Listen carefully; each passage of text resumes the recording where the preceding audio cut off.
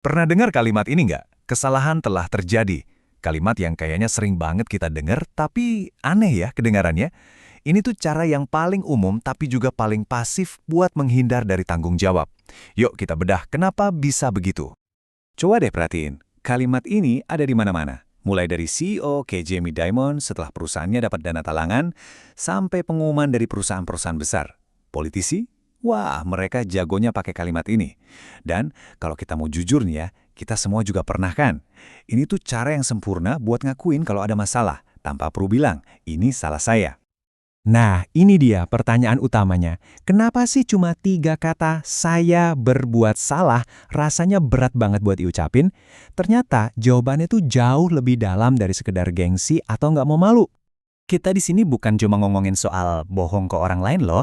Ada sesuatu yang jauh lebih kuat dan lebih bahaya yang terjadi di dalam kepala kita sendiri. Ini bedanya penting banget. Waktu kita bohong, kita sadar kita lagi nipu orang lain.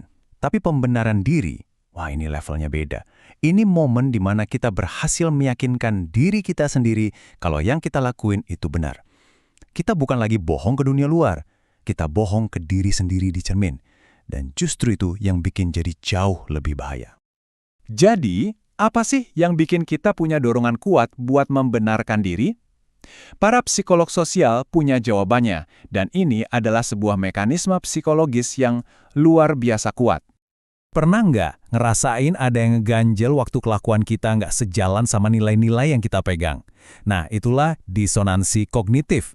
Misalnya kamu nganggap diri kamu orang jujur, tapi kamu baru aja bohong. Otak kita tuh benci banget sama kontradiksi kayak gini. Buat ngilangin stres mental itu, ada yang harus diubah. Kamu bisa aja ngubah tindakanmu, atau yang jauh lebih gampang, kamu ubah cara pandangmu soal tindakan itu.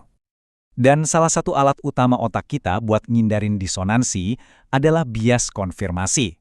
Persis seperti kata Lord Molson, kita cenderung melihat bukti tambahan apapun untuk mengkonfirmasi pendapat yang sudah kita miliki.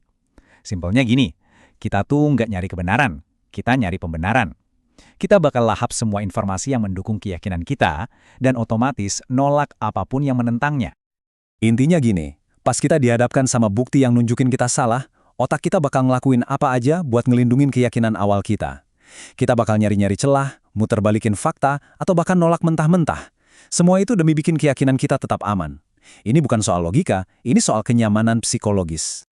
Sekarang kita lihat yuk gimana sebuah keputusan kecil bisa berakhir jadi jurang pemisah yang besar. Coba bayangin ada sebuah piramida, kita sebut aja piramida pilihan. Bayangin ada 2 orang di puncak piramida, lagi ragu-ragu soal sesuatu.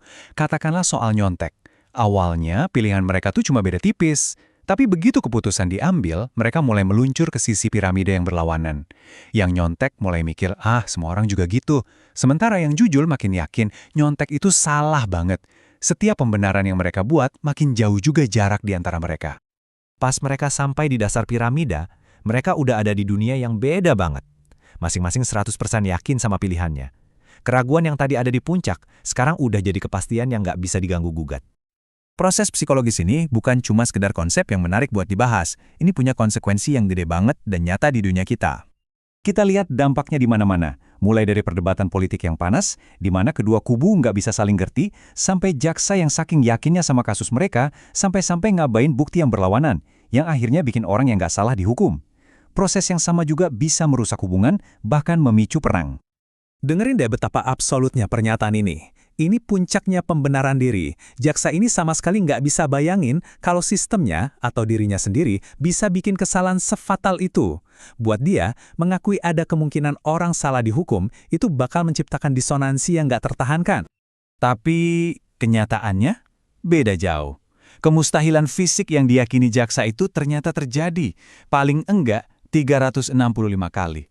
Dan ini baru kasus-kasus yang bisa dibuktiin pakai DNA. Setiap angka di sini adalah cerita tentang hidup yang hancur karena seseorang nggak bisa atau nggak mau mengakui. Mungkin saya salah. Nah, ini dia akibatnya. Pembenaran diri itu menciptakan 2 versi cerita yang benar-benar beda. Buat si pelaku, tindakannya selalu bisa dibenarkan. Kan saya diprovokasi.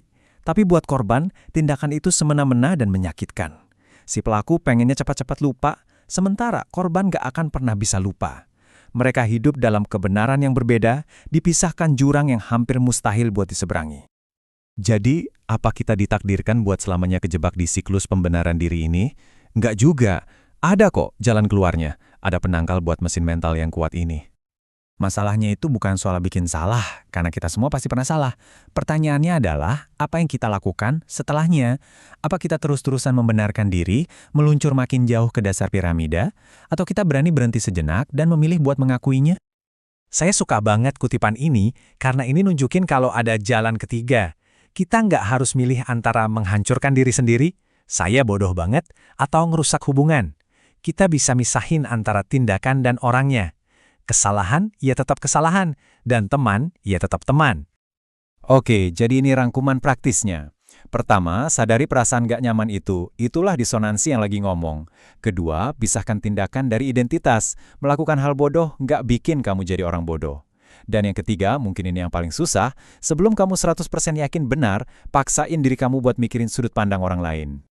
Jadi ini tantangannya.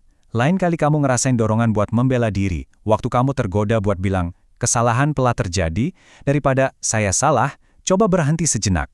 Pilihan yang kamu ambil di momen itu bisa ngebawa kamu ke jalan pemahaman, atau malah makin jauh ke dasar piramida. Pilihannya ada di tangan kamu.